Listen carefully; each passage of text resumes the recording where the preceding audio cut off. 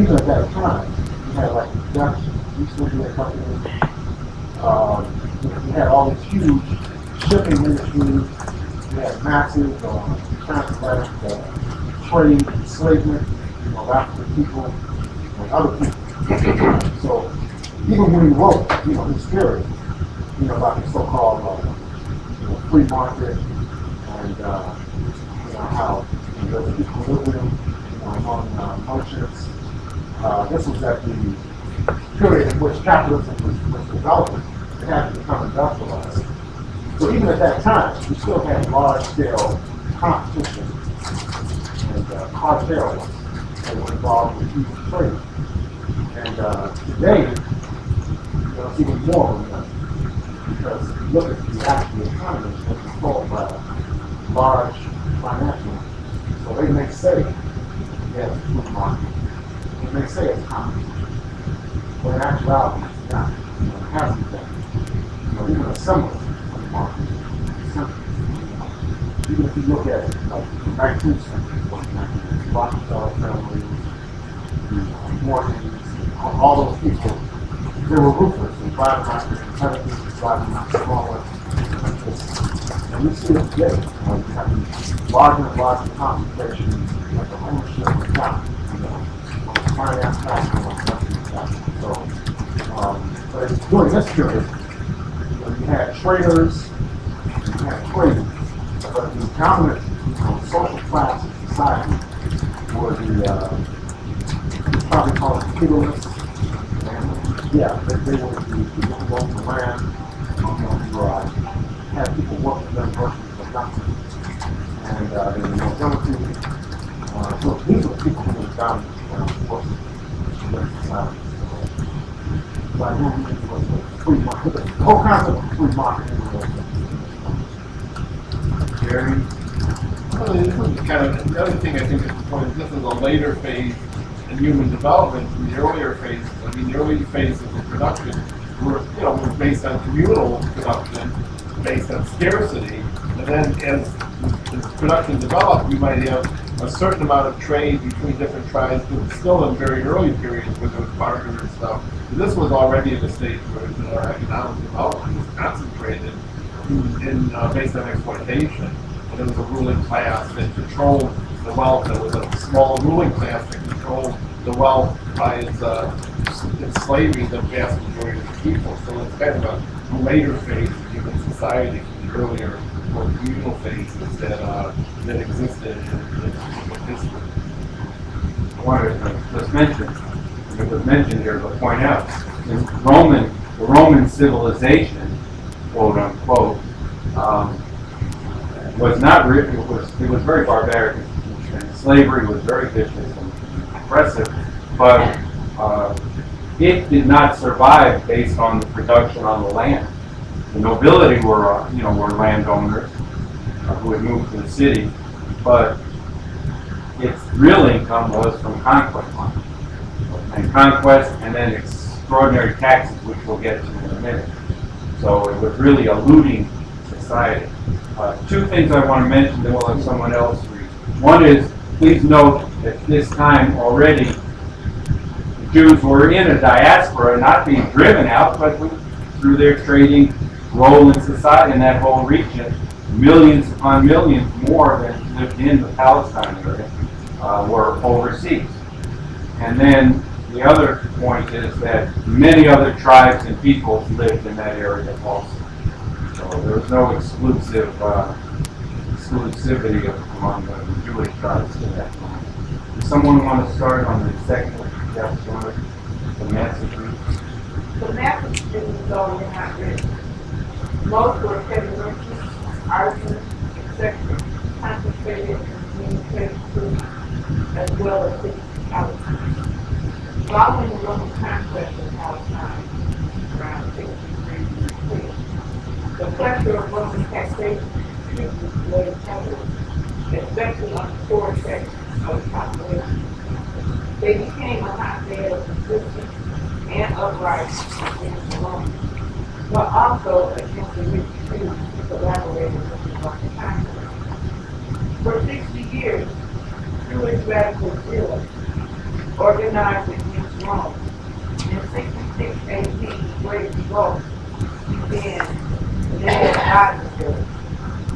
They first massacred Jewish men of property who refused to support the revolt. Fighting with the Romans only ended in 70 AD, when Roman legions entered Jerusalem to destroy the temple and slaughter the inhabitants. But this is not a history here. Roman oppression and practice caused grinding poverty throughout the Roman Empire, leading to revolts across the province of the world. This was the fertile soil for the growth of the Christian religion. But the Jewish populations outside Palestine, the destruction of the temple in 70 AD did not cause the diaspora. It had already been reduced for centuries due to the economic commercial role of Jews in the ancient world. The early Christian religion grew in the same fertile soil of grinding poverty that fueled the settlers. It spread among the 40 Jewish masses against the rich ruling Jewish class. Recall the New Testament descriptions of Jesus driving the moneylenders and merchants from the temple. Another Jewish sect, the Essenes, formed communal agricultural communities and were forbidden to engage in trade. As Christianity grew throughout the Roman Empire, its leadership was taken over by ruling class elements who worked with monks of appeal to revolt in the earlier church. In Luke we find, blessed are ye poor. But in Matthew, it has been adjusted to blessed are the poor in spirit. Or compare Luke, blessed are ye that hunger now, for ye shall be filled. To Matthew's less radical version, blessed are they that hunger and thirst after righteousness, for they shall be filled. Christianity triumphed in Europe with the full emergence of the feudal system and its natural economy, reduction to ease. Of course, the Christianity of lower classes could not triumph. Conditions were not ripe yet for communism.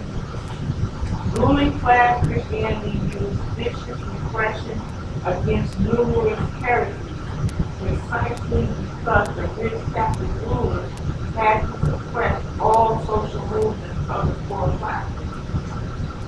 By the 3rd century AD, the vast masses of Jews had assimilated into the church. In Alexandria, the majority of the population were now Christian, while Jews were still living in Palestine even up to the Islamic conquest of Jerusalem in 637 AD. Assimilation had widely taken place among rural and agricultural Jews. Jewish communities survived as Jewish, where their role as commercial centers continued. Only here was assimilation successfully resisted.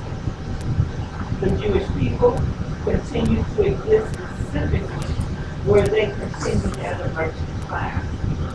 Where Jews left that class, they soon ceased to be Jews. There were notable Jewish communities in Spain, France, and Germany, among others.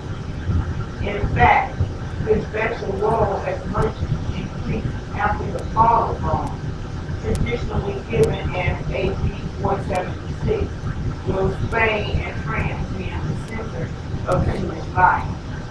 The emerging feudal nobility, living on mainly self-sufficient ruling farming estates, still needed their luxury items on the east. The Catholic Church doctrine was opposed to trade and money lending. Once again, leaving trade to foreign capital.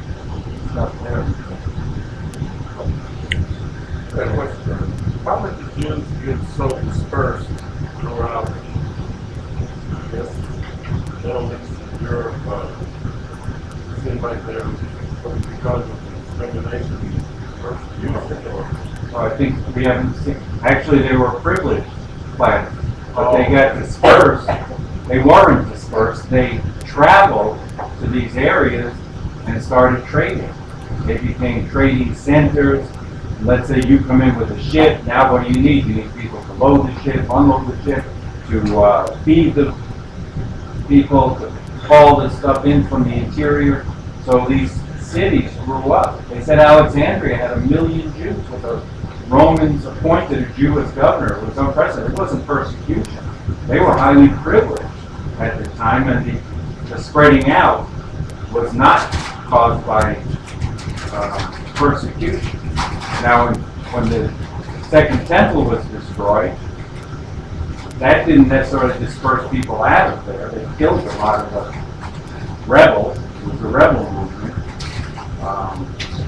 And, you know, outlawed certain practices such as rebuilding the temple. But that didn't cause people to leave. It was already the economic role they were playing as merchants, that, and support for that merchant economy that explains that period. Later on, we'll see there are other things that happen. But up to now, it was not persecution, and that's important. Isn't it? Yeah, because I'm just curious, just about, I guess, sometimes it's referred to as the Jewish question. And so, was that persecution also because those native elites maybe felt that Jews were exploiting them as a merchant class? Not at this time. You won't see that. Because it just amazes me, like, I used to think that only black people were discriminated against.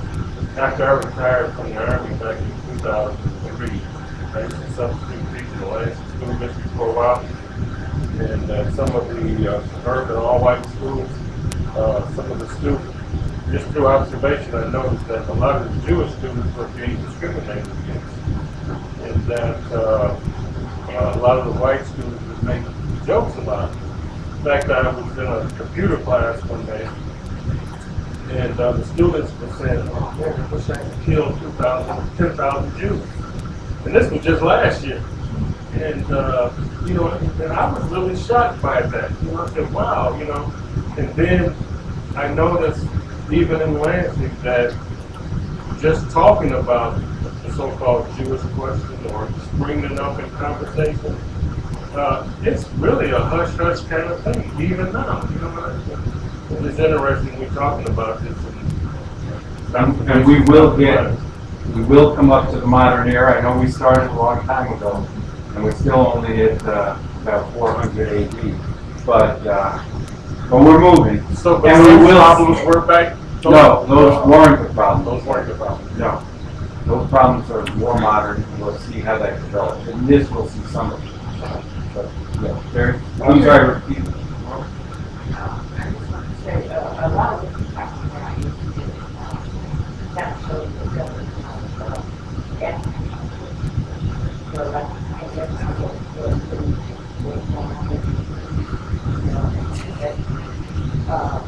but all over the world, all over the world, like different, kinds of migration, just like,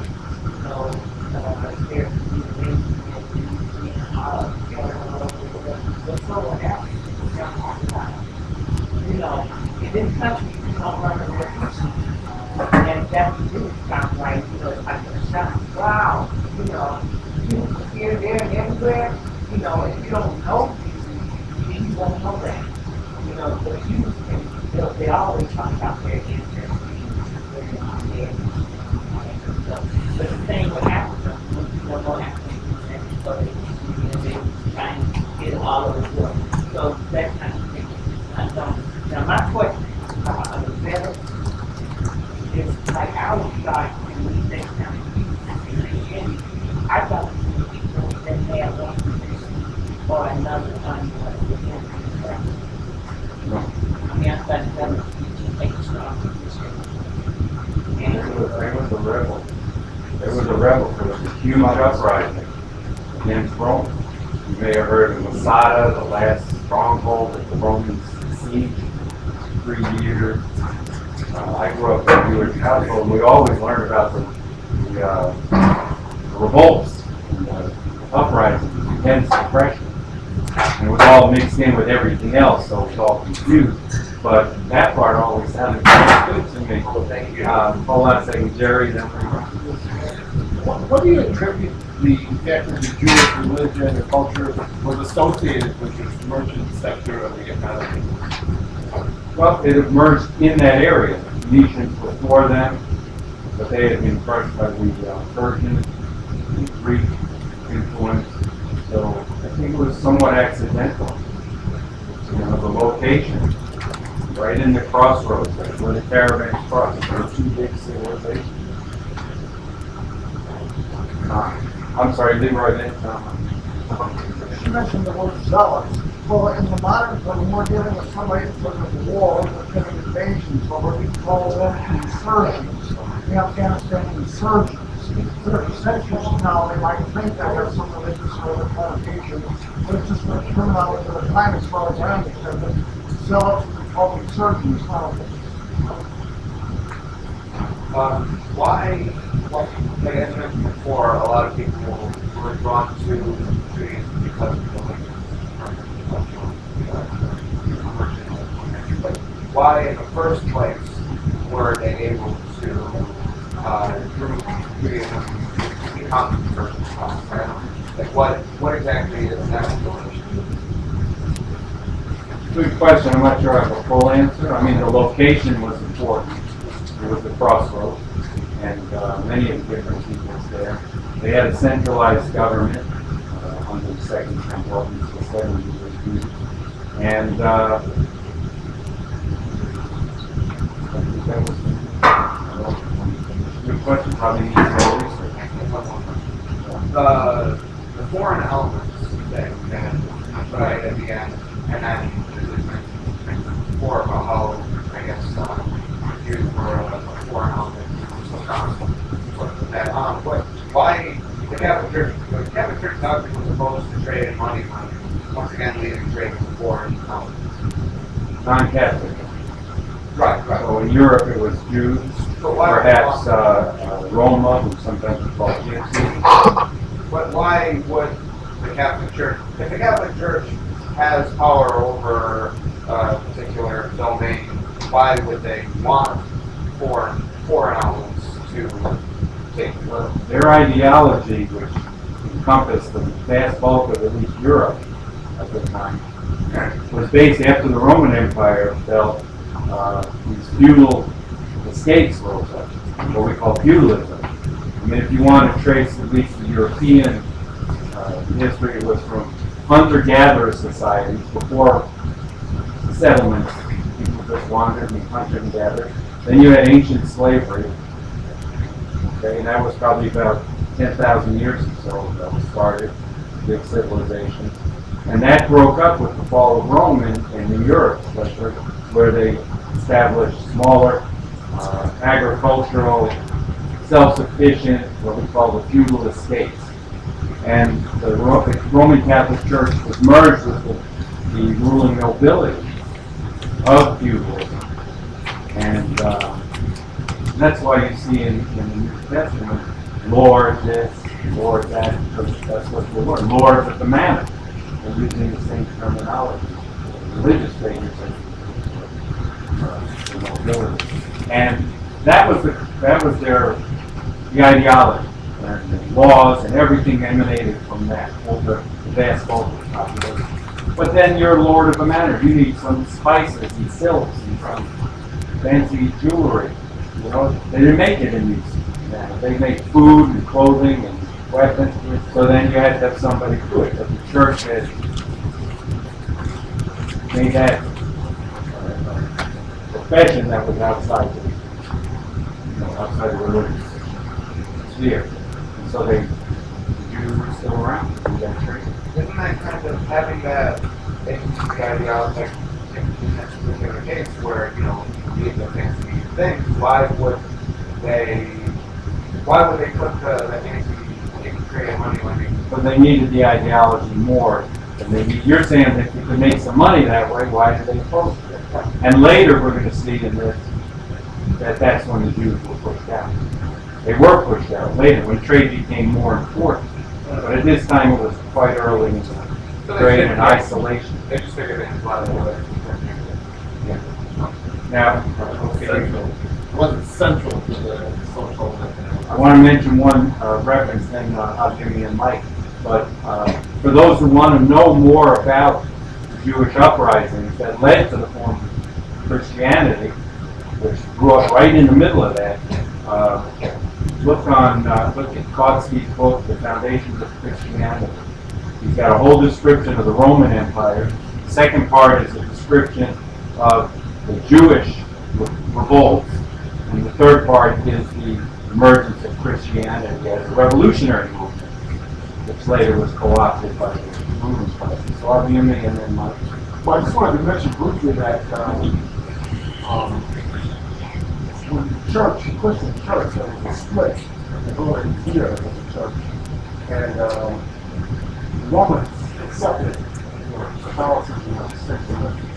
Then there was also another split, which today is considered the Orthodox Church, which also has its own separate structures in China and Greece, Serbia, Russia, and Ethiopia, and also Israel as well. So I just wanted to point that out. That the Catholic Church wasn't totally dominant. There was Orthodox. Christianity still and thrives as well. There are many of them in Egypt. They also exist in Libya, Syria, yeah, as well. Greece, yeah, right. And they have popes. Like the Pope in Egypt just died. Yeah, something different. But there was a big split, inside the church. And then, of course, after Orthodox, there was other splits. But each time, before 08, there were other groups that were also praying legions for that they worked their way out of they were in the same area. If you went east along the Great Silk Road, the major trading routes in Asia and this part of the world, there were other groups that dominated.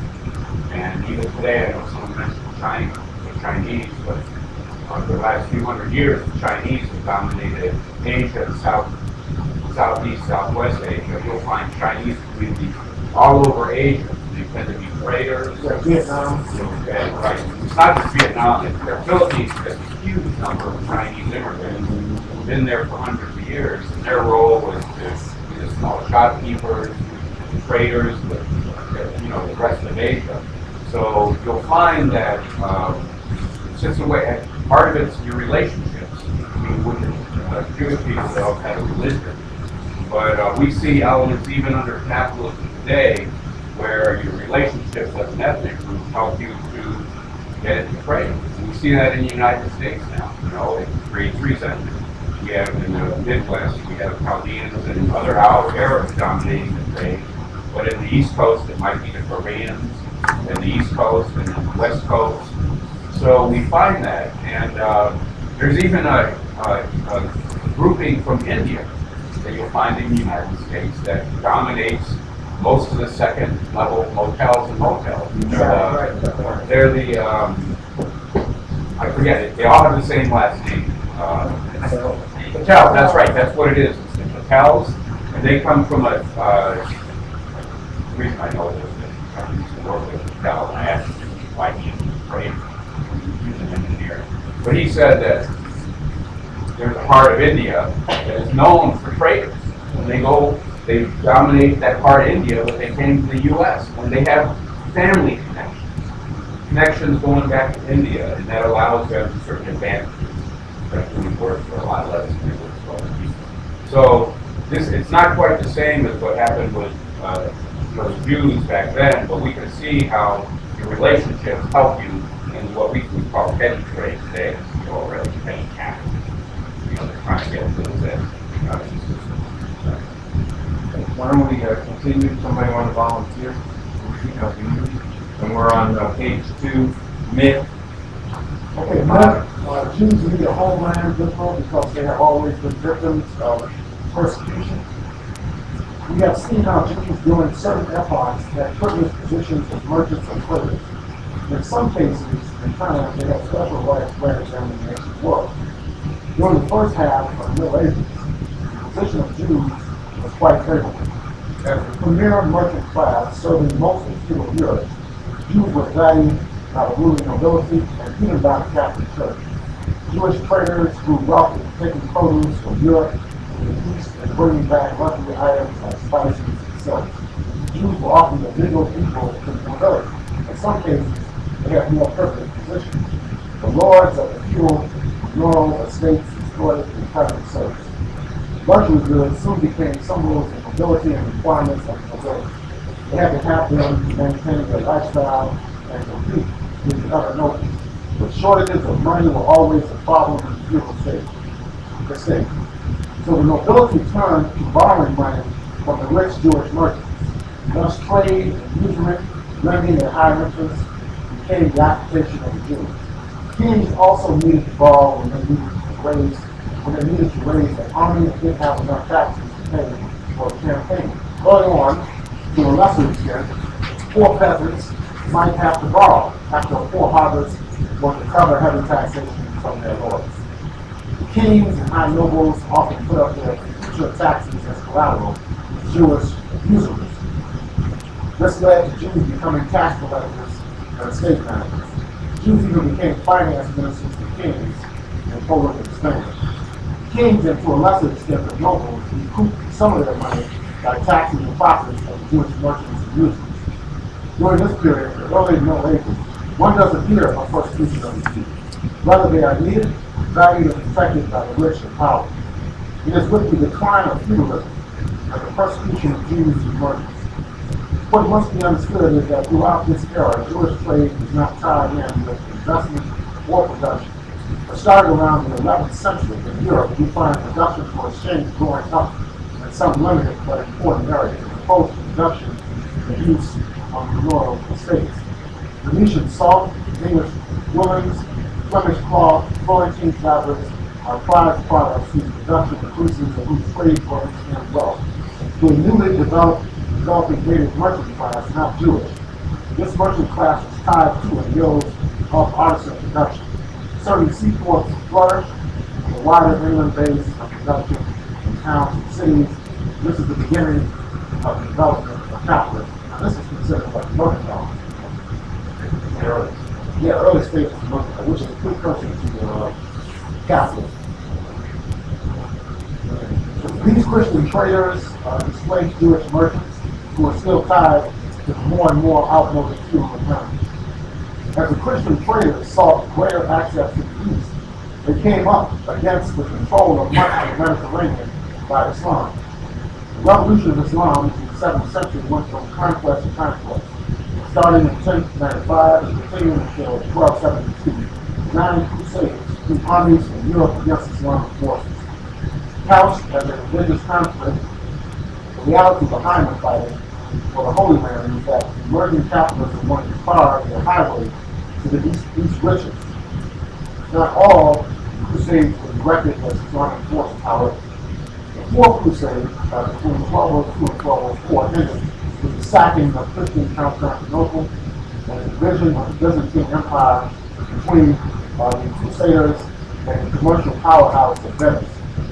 The Crusades were also often accompanied by violent attacks against Jews in Europe. More and more pushed out of their former trading routes, Jews turned to usury, mainly lending to the feudal lords. But the developing production for exchange, capitalism, also required money lending or investment. Long attacked by the Catholic Church and banned among Christians, lending and interest now became respectable under the name of banks. In Western Europe, by the 1200s, Jews were almost entirely out of the trading business. At the same time, the nobility were up to their ears in debt to the Jewish usurers. Many nobles even lost or were about to lose their entire estates, unable to pay back their debts. In 1187, King Henry II of England essentially confiscated the entire wealth of the Jewish lender, Baron of Lincoln. to whom Henry owed 100,000 pounds, equal to the entire annual budget of England. Nobles, not having the power of the king, often incited and organized massacres of the Jews to, quote, clear their debts, unquote. Such massacres took place in London, Lincoln, Stafford, and York in England in 1189 and 1190. King Henry then ordered the nobles to pay him all sums that the nobles had owed the Jews on the theory that the Jews were paying the king's taxes and were under his power. By 1290, England expelled all Jews, numbering perhaps 2,000, and seized their property. In the late 1100s, it was estimated that 100,000 Jews residing in Paris had owned half the city.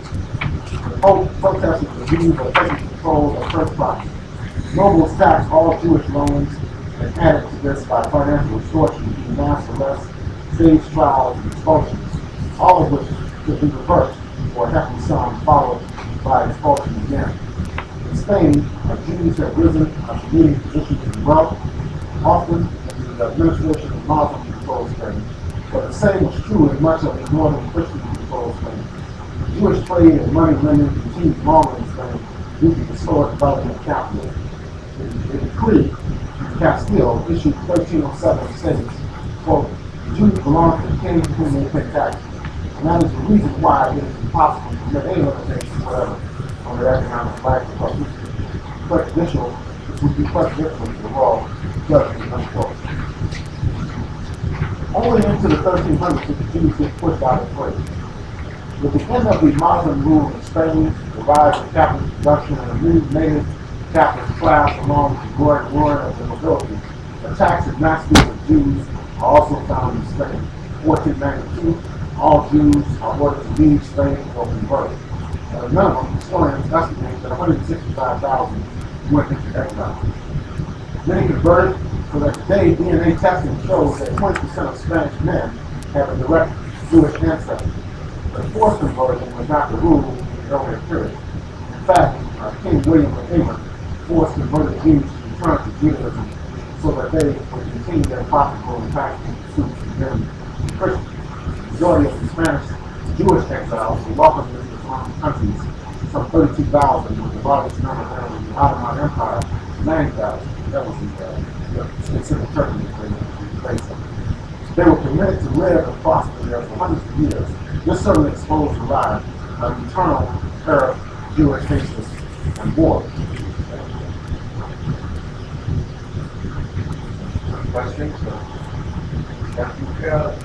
Me, it was like Jew, like what exactly sunset growing. Had nice little plants on the store every day. They say, you know, you come to help, that's what you found. Kill them on sight. So you say it's going back with the go everywhere. I mean, after it got so powerful, then you had the king look at the house, this eradication money, just digging. So, I want to ask you a question. Here, and right, this is the theory that it emerged. But it didn't emerge from people's innate hatred of Jews or something in their religious practices. And it emerged because feudalism was decaying, capitalism was rising, and it emerged from the economic condition of where they were in society versus the others. And I think we're going to see that as we go along into more modern times. In my childhood, there were names supermarkets. There would be a small grocery store and the people would decide which grocery store overcharged you. And they would be very prejudiced against, poor people would be very prejudiced against certain grocery stores. So, and you know, if one that was not overcharging according to their thoughts, nobody ever cared really. But if one like the one near us went down, and you had to go to the ones that you'd been prejudiced against because you thought you were being overcharged, you were very angry. And so it doesn't surprise me that since Jews were traded that people were prejudiced against them, not because of their race, but because of their occupation. I want to caution on that because that wasn't always the case. I mean, if people are bringing things to your house and traveling merchants or whatever, that was a service. It was really the ruling classes that whipped up the anti-Jewish and later became called anti-Semitism, but the anti-Jewish sentiment, as I wrote earlier, to clear their debts.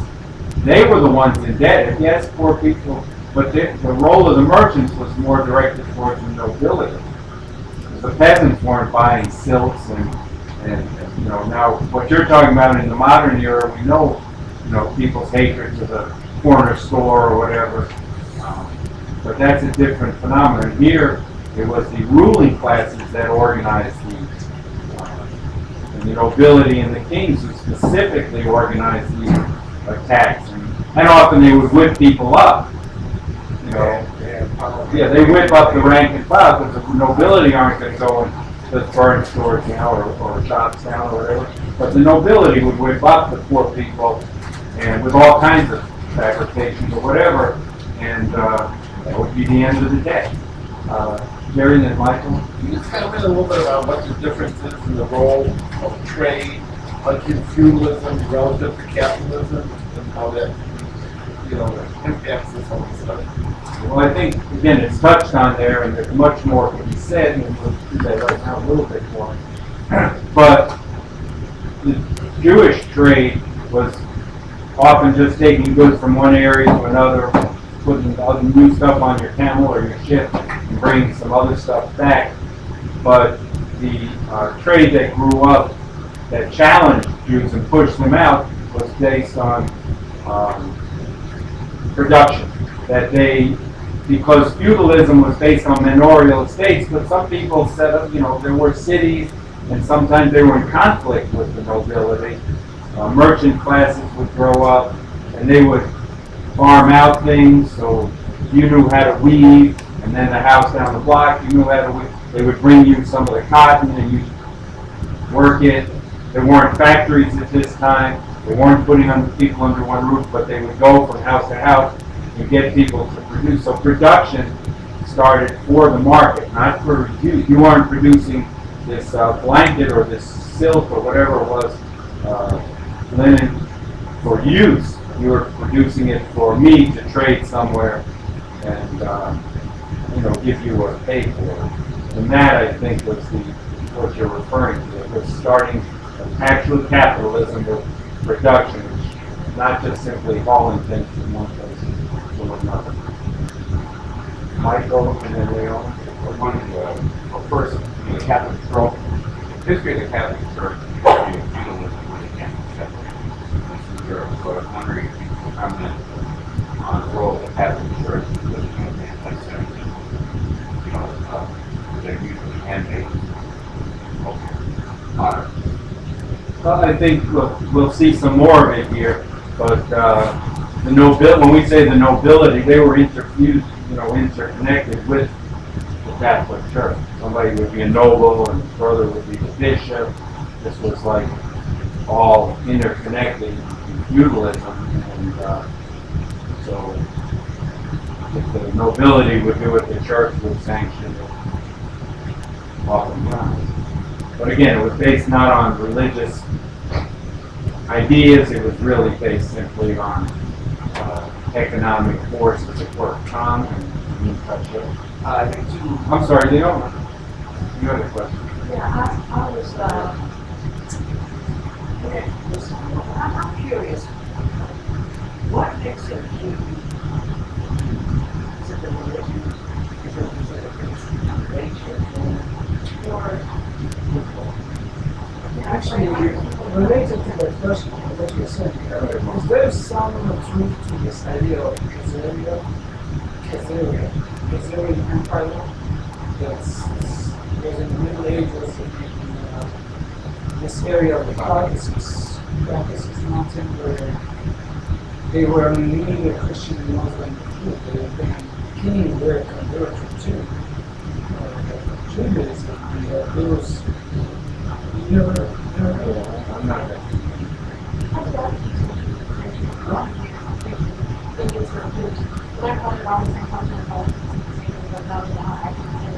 well, that's the same thing. I'm not sure 100%. I'm just saying that I did read about this, that these people were not the original Jews of Palestine.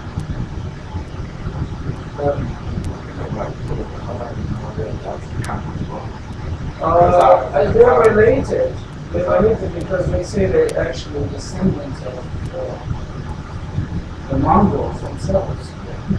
But I'm not sure. Well, there is this modern day conspiracy theory about the Khazars basically positing that the Khazars hijacked the Jewish identity and are now masquerading as Zionists and with this whole one world takeover. Well, but it's not a myth. If there's any truth, because we can come to whether this existed or not. That's not the point. But we don't want to go away from the paradox of the people who are taxing everybody, right? And whether it's called usually at the time, it's still usually. And then they want the money, and that was against your religion, my religion, and they're forcing it to do it. And then they're able to organize armies to attack people. They don't attack themselves, they just see people who die for them. The rest of the others is really so today, Syria is related, right? We have the people, they call themselves Muslim, the Wahhabis. Now these people are slaughtering their own co-religions, supposedly. But who are they doing this for? When we get to Yeah, the modern and Israel period. is supporting them. Yeah. And they're slaughtering supposedly other Muslims. At some point, we might get upset and more in probably the last class. It's all related. So we don't want to say, well, we want to deflect to,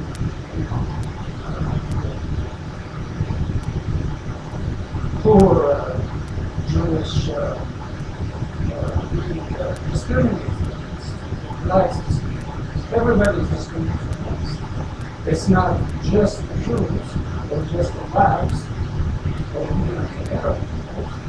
Everybody's discriminated against. So we don't want to hijack the story towards that point. We want to discuss it as is Zionism, whatever you want to call it, causing trouble today. And then, of course, That's why why we're studying. Yeah. We were obviously interested in the modern period, Yeah. but we're doing this ancient stuff or earlier stuff. Things don't happen in a Basically, vacuum. right, You know, you right. just slap me, right? You slap me. It didn't just happen. So it's not something that slapped us. Somebody slapped you. I want to get back to Leonid's question. Judaism is a religion, okay? And you know, you can get an Old Testament, you can get all the books of the Talmud, you can study it all. But it's a religious belief, and it's not that different from any other religion. But it continued in areas where Jews continued in their traditional role as merchants and traders in urban areas usually. Because there were many Jews, as we said, there were 1 million in Palestine. And when when the Second Temple was destroyed, many of the cities were destroyed by the Romans, they didn't really stay Jews. Just like many Jews stayed in Spain after 1492. And it's well known that they converted, but the Catholic Church was still suspicious, and there were Jews who were secretly practicing Judaism. But over years and years and years, they weren't in that community, the Jewish communities which survived in trading areas, and therefore they eventually assimilated into the broader culture. So it's constantly talked about in DNA research that 20% of all Spaniards are have Jewish heritage, you know, but they don't practice Judaism. They didn't even know it because they had been part of groups that did not continue in these communities. Okay, so that still raises a question. I mean, first of all, is part of the agency have to be involved in kind of commercial thing in order to be with you? No. Okay, and the other thing is, when you said like 20% of the Spanish people somehow have Jewish heritage, that DNA. Now, is that how do you find a Jewish There are certain traits, there's no Jewish gene, but there are certain traits that are found in Jewish people, there are certain traits that are found in African Americans. They can track in different parts of Africa. They can track through DNA, you know, where people came from in different parts of Africa. So there are some traits. I'm not the expert on it. You can look it up, and their research is in the last 5 years or so has come up. But no, Jews are a religion, and today it isn't really immersive. Jews don't play that role. But in this period, it was where Jews kept their communities around trading areas. That's where they maintained their religion, and other Jews just dissipated into, maybe they married outside the religion, or they took up something else, and maybe people. Okay, so how do you mean, Tom? Well, this is a very interesting question because, for example, in Ethiopia, you have people who are Jewish and have been there for centuries. In 1984, what they call them philosophers, they don't like the term themselves. Thousands of where they're living, and they still live there. Family. Yeah, right. Tens of thousands of them. They've been made in Israeli citizens. Now they suffer discrimination, and there's been conflicts because some of the dominant Jewish groups of Israel saying that Israel don't practice true Judaism. These governments say we don't either. Because they've been apart for so long.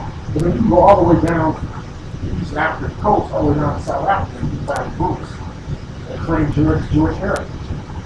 So it's a very interesting question. What is it? But what if we, Sorry, Tom, and then that's fine. Oh, and Mike. Okay, well, we'll get there. Okay, Tom. Don't like to do with this. That's fine. The question is my memory.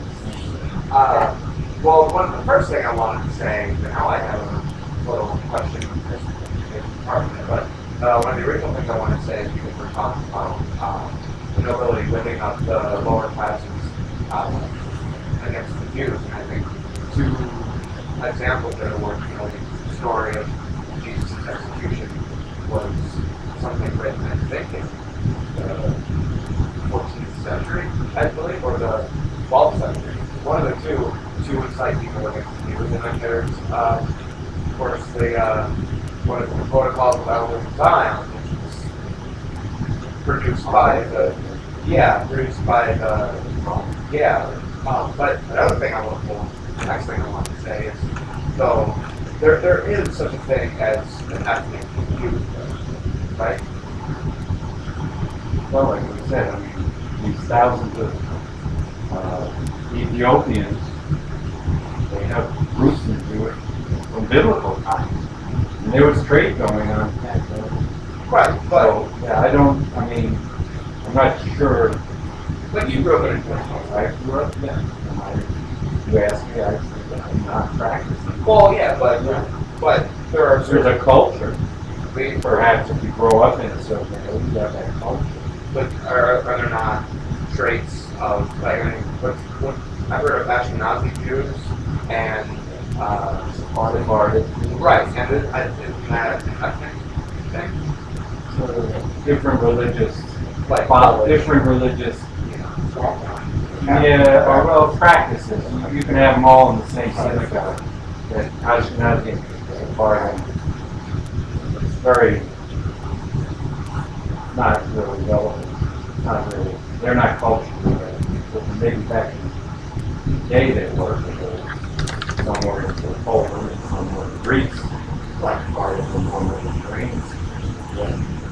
I mean, my family trace was expelled from Spain. And actually, I believe were taken in, sold, name goes back to Spain. They went into the Ottoman Empire, and then interestingly, the Ottoman, the Islamic forces swept into Eastern Europe, almost up to Vienna, and conquered that, Hungary, where my parents were. The population was Catholic, so you want to have people on the ground who are loyal, and they sent Jewish to Cape Land in Hungary. I always wondered, how did souls get to Eastern Hungary, near the border of what's now Russia? It was because they went from Spain to Turkey, and then were part of this Jewish settlers who went into some land in Hungary, because they knew they would be loyal to the Turkish Empire, but the Catholics were very hostile. So there's a lot of moving around like that. See, like for me, like generally, I can, like you can generally have an idea of one's particular ethnicity beyond being like black or whatever. Someone who's more Irish, there are certain traits, and like to me, you don't look like a Spaniard. So that's why, and like when it comes to having direct Jewish ancestry, that you can use that. Yeah, although there is a religion of Judaism. Would there be an ethnicity as well, Jewish ethnicity? Anybody else know about that? Because there's a lot of Number of hands, so I got 6 hands. Michael, Gregory, and what Gregory said. It's not that this whole thing of using DNA to identify everything. I think with a method that happens to be traces back to a particular location in the world. Because until, 10,000 years ago, we were all pretty stationary. We didn't get too far. And as people started migrating around the world, you can see the mixing of DNA, and you can make some conclusions that are reasonably strong. That originally you came from this part of the world and that part of the world. And the evolution of language has to track the movement of the DNA. If you go to the Middle East today, I'm fairly certain this would be absolutely true. You took Palestinian DNA, Palestinian Muslims, Palestinian Christians, and you took the DNA of Jews who had never left the Middle East, I'll bet you would find a lot in common. In fact, they would almost be indistinguishable. So we have to be careful when we talk about DNA and ethnicity. We can take something that's very scientific and it can be twisted to whatever ends we want.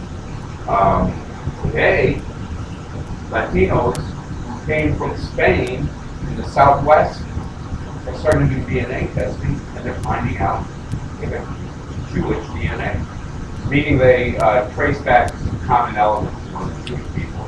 And why is that? It's because after the Inquisition and after they were forced to convert, many fled. But when they went into the Spanish Empire, they had to also hide their Jewishness, and they became Catholic. And after 200 or 300 years, most families forget. Let's face it, our oral history isn't all that great. One other thing, before we leave tonight, even though we're talking about Jewish people as traitors, by the time we get to the modern period, we have to realize most Jewish people are in fact workers. They're in the working class. And I say that because there's an element in the conspiracy theory that has an anti-Semitic component that takes what was true 600-700 years ago and asserts that the Jews control the bank.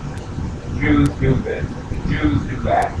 And in fact, Jewish people, most of them by World War II, were workers. In fact, were leaders in the working class resistance to capitalism and also to fascism. So, but we always have to remind ourselves that this is a historical thing, and it's not true today.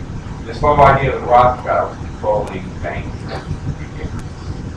but it's a cop-out for people who don't want to struggle against capitalism. They want to reduce it to a struggle against one family over another. And we always gotta remember that. It's easy to get sidetracked on there. There's a lot of crap on the internet that asserts that all this is true. And if you go down that path, you're not going to end up struggling against capitalism. You're going to get derailed, and the militarists are going to get off the hook. You know, so we gotta come to the next 3 classes, as I recall, that we'll have a Union Day that covers these issues. So I just wanted to remind us before we left tonight that we don't want to get stuck in the 1300s when we look at the events today. Got it. Hold on, sir. We've got a lot of hands. We still want to put another page and a half to read, so, that's it. Let me see the hands. Leroy, Gregory, but this comes this one.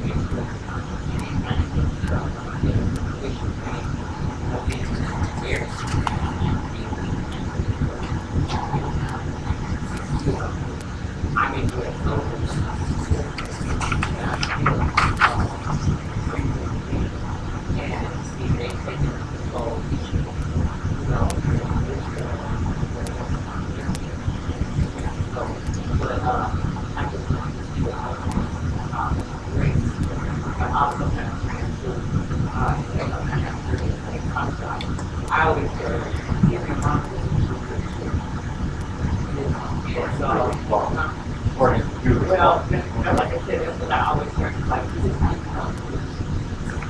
You know, like, if they mama you, if they mama you dead, and the end of the story. And so I don't who their mother is, and she was in the court. You know, she was my black guy.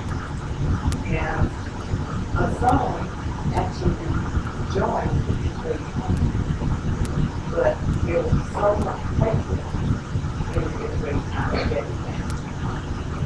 And like even now, stuff is strong. So, you know, I kind of you know, stay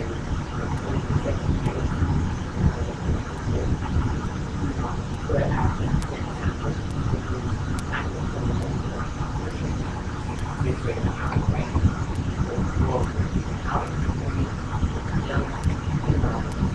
they find it kind of impressive and things out of some of these sons and one level. They go there and tell them, you know, I was trying to do a case when it was really hard. They struggle today with that. Okay, I'm going to get hard.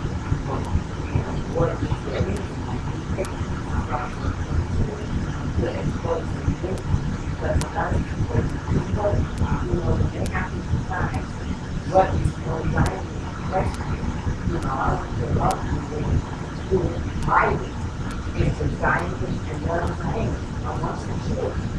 You know, and so like every time I was looking at I and then they say those people who look just like those things, so let's do it. Period, in the story. You know, and so, but it's hard to see that that's the definition when people are talking about it and there are funds being allocated to it by the government, then you don't have to say over one or the other. Now, let's see, okay, this is where Palestine went from to almost 1 on the map, you know, and So to me, it's just a very crucial discussion.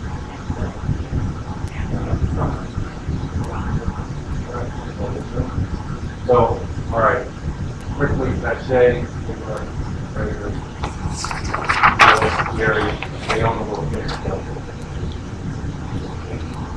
To say I see it kind of mimicking identity of most African Americans, how capitalism started to evolve here was by purposely creating some kind of division amongst Native Americans and the early occupying people who considered themselves like Mexicans and African Americans. And there are now there's Black Indians, Black Creoles, Black Americans, Afro, so like those kind of like ethnic divisions. Yeah, I see a little that with like identifying as Jewish or like desires. There's like this more elite Native American Indian class, the Cherokee and the Black one, I forget the third one. But those were groups who actually had slaves and took the sides of the Confederates. Early when the Confederacy was more empowered and more central government. So you kind of see similarities with that. You find that a lot of people are going back and getting genealogy tests done to find out that they're actually Native American. They might belong to the Cherokee group by 1/8, but the Cherokee have such tight restrictions now on who they consider Cherokee. Even if you have one free man who would be part of the Cherokee Native American group, they won't count him because of that whole racial divide based on the skin, based on a lot of different things. So I just think that was like an interesting similarity. Three different comments with my first endorsing what Michael said about the myth about human being merchants and centuries old. That's what came out in the Nuremberg trial. The registry of Poland was on trial for his life. During the cross-examination, we're asking, where are you finding Jews? Well, and documentation from Hitler, but documented Jews are not one of the considered United bankers. Again, so we're having a terrible time in Poland killing those people, dividing those people. All the people we're finding, they're all workers, they are employees. So you've seen the whole slogan. The rule number one, boss is always right. Rule number two, boss is wrong. See rule number one? That's what he explained this is the concept. So Hitler says Jews don't work. You have to ignore the fact that we're going to use it for killing anyway. So that's kind of testimony got in the Nuremberg trial. So the myth that you're saying is a very serious one. You didn't believe that concept. Next thing is, what you mentioned about whatever your mother is, like that's what you are. So there's the reverse doctrine, which is whatever your father is, that's what you are. So there's two theories of the churches of life. The last thing on that myth, Israel has the right to exist. Well, the rebuttal that historically is, no nation has the right to exist. All of them, except all of them are common fathers. So there's no nation has the right to exist. It's only when temporary suffering from people in the area or the neighborhood. We'll get into that much more later. I actually forgot my question.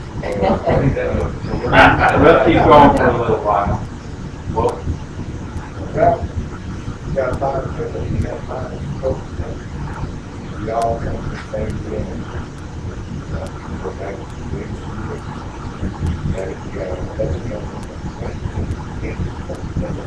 we all come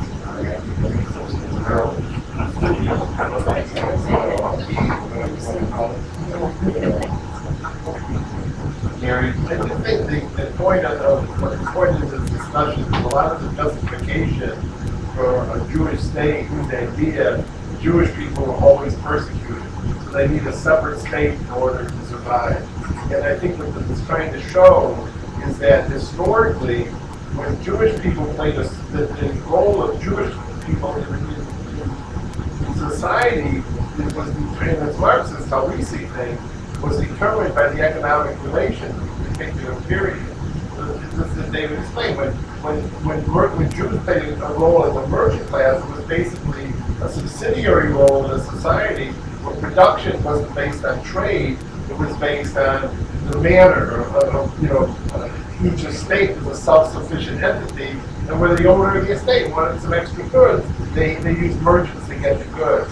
When capitalism evolved, the capitalist system is based on the exchange of commodities. Trade is central to capitalism. Suddenly, Jewish merchants became in conflict with the dominant economic system, and that began the persecution of Jews. And I think that's the point, at least when I'm reading, that we're trying to get to here. I mean, all this stuff on DNA, I mean, whatever, I think the more important point is to show that it's the material conditions and the economic relations that determine the position of any people in this society, including Jewish people. And if you study historically, this idea that Jews were inherently persecuted when they used some state is contradicted by the role the Jewish played under feudalism, when they were actually, given a position where they were not just tolerated, but they played a certain role in society that eventually came in conflict with the changing economic forces, when the role of traders became central to the ruling class, and suddenly Jews couldn't Yeah, I agree with Michael about the importance of the side effect of the Rothschild family did this. They were a bank. Yeah, in fact, like Rothschild family has financed And we'll get to some of that. Yeah, okay. I have a quick comment. Yes, please. I look at the evidence that I see. In all this history is good, but we don't want to also not overlook what we're seeing today. For example, APEC. What was APEC?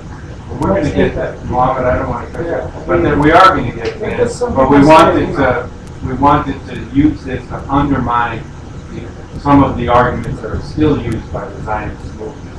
And then when we get to the modern period, we're going to deal with all of that. So it's a long... I know what you mean. I mean, it's just that people just throw some words. Yeah. I'm not shrinking from words. Right. I'm not... That doesn't impress me. If you throw words at me, it doesn't. But we I will look at the give... evidence. We're going to give That's what I see. full Whether examination you of want to call the it actual... I look at what's there. Okay, so we need another reader. We were on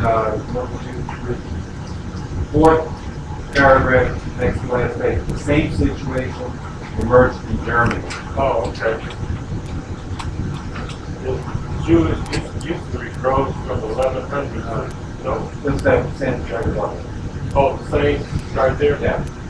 The same situation emerged in Germany where by the 1200s on was the nobility were greatly indebted to the Jewish community. Jewish usury grows from 1100 to 1300. It is followed by a rapid decline and collapse. The ruined, unproductive nobility become less and less important as capitalism expands. Jews are pushed out of Western Europe, and many take refuge in the much less economically developed Eastern Europe, especially Poland, backward parts of Germany, and parts of Italy.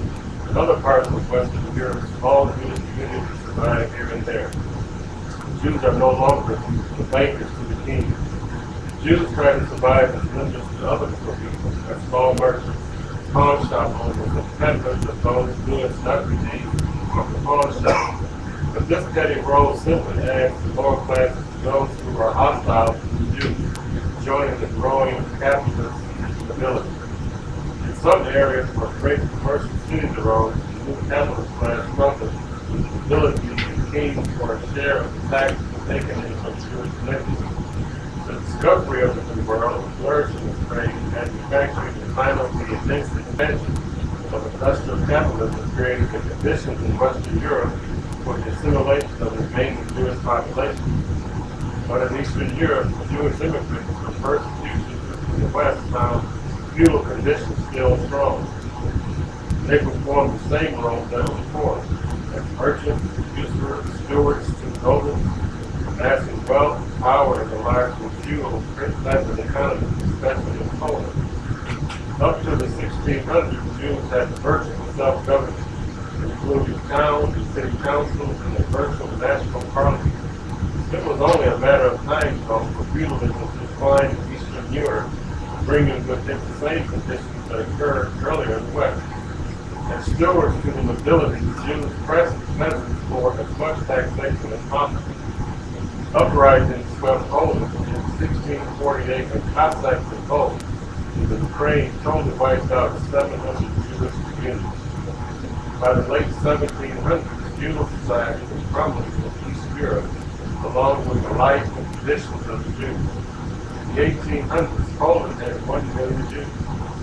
The 1818 census showed that 86% were in business, 12 artisans, and only 2% farmers. Once again, developing capitalism pushed Jews out. New industrial centers arose with non-Jewish Jews, but their economic situation was very critical, and restrictions on the right to immigrate. Polish Jews migrated east into Russia. Some headed for Austria and Germany, and these, along with Russia, had carved up Poland amongst themselves in the late 1700s. From 1830 to 1880, between 5,000 and 10,000 Polish Jews immigrated per year. But the Jewish population still increased from 3.3 million to 7.8 million.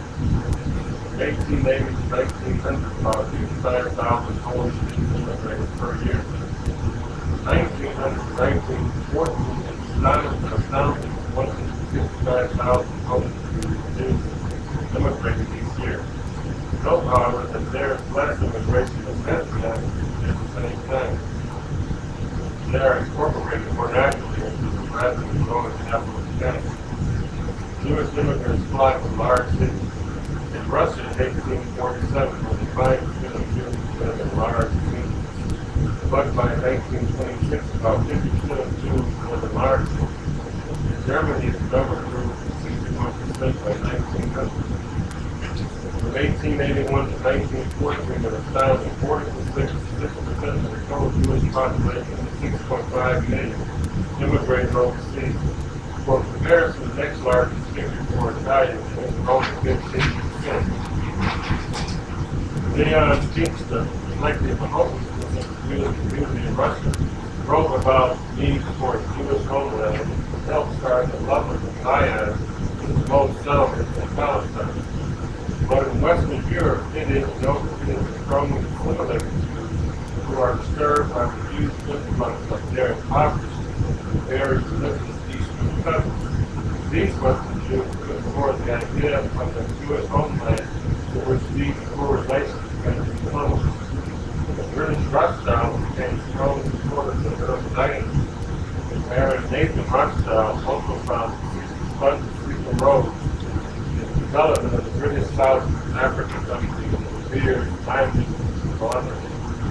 French Rothschild financed and administered the second Zionist settlement in Palestine in 1882 called the Rishon LeZion Island, made up of 4 Russian immigrants.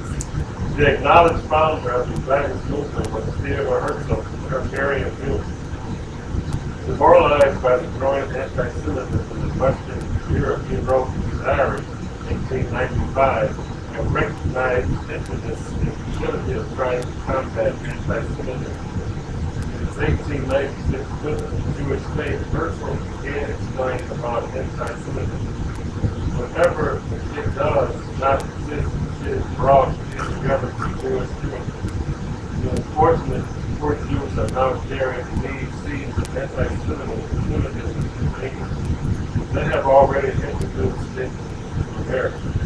In 1897, Herzl and others organized the first Zionist Congress held in Basel, Switzerland. He was elected first president and re-elected until his death in 1904. Zionism claims that it represents a 2,000-year-long war and homeland does not answer one critical question. Why in those 2,000 years didn't the Zionist movement arise?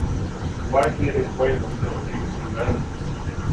At the same time, as the Zionist movement arose, many more Jews seeking a real solution to their problems turned to the world socialist movement.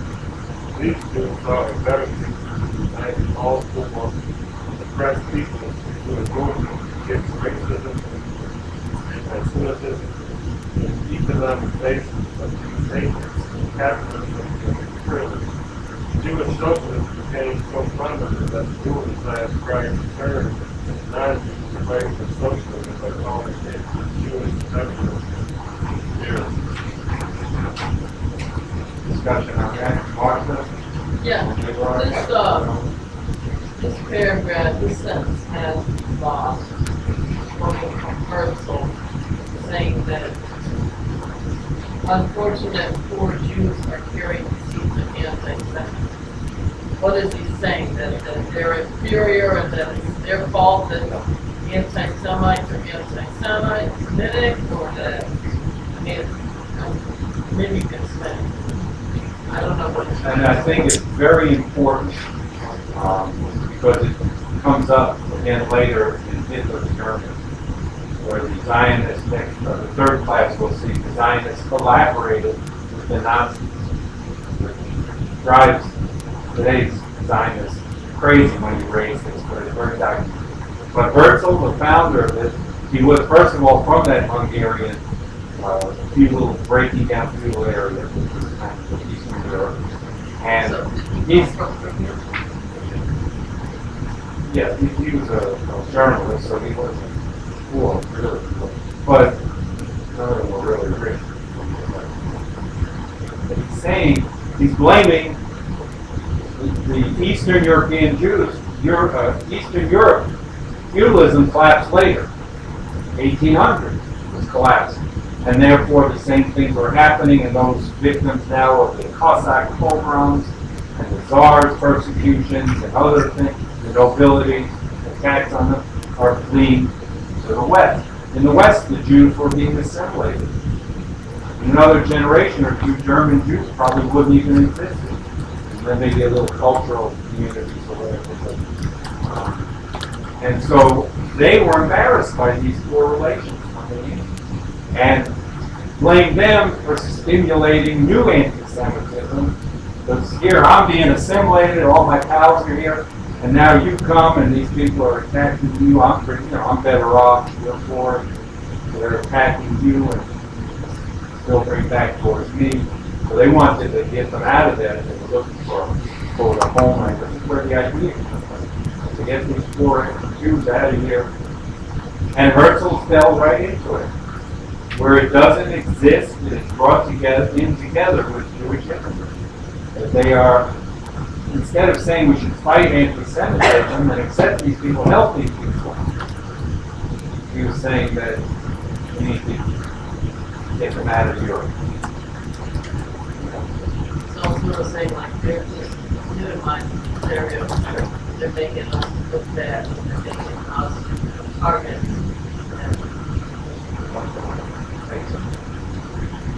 Sorry, Leroy, and then Lee. Leroy, Leon, Lee. Sorry, I missed it, but I don't see who wrote the time tag. I wrote it. Oh, you're, okay, that's why I got the I wrote question. it. I just want to make sure that There are a number of books out there. I'll compile. Mike said I have to compile the listing. that's what I'd like to get me on. One of those books is called Zionism in the Age of the Dictators. That's the name of it. I'll get to the book. Before the classes are over, we'll have the list of the so they all know the book.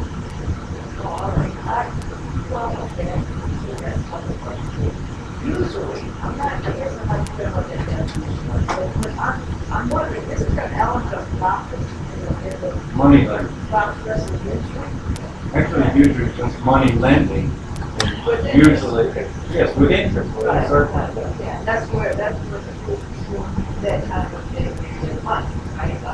At a certain point when they were being pushed out of trade, they turned more, they still had some of the wealth, they were lending it. Now, even in trade, they had to make some money. Yeah. Is there a profit element in that? So, okay, so they were making profit. Traders and later as lenders of money. And later they were pushed out of trade by the emerging capitalist traders, which were now not Jews, they were natives in those areas. And they were, and we mentioned they were pushed out of usury and lending by banking, official banking, and that was, they were. Well, that was later accepted by the church, but originally money lenders were looked down upon by or forbidden by the government.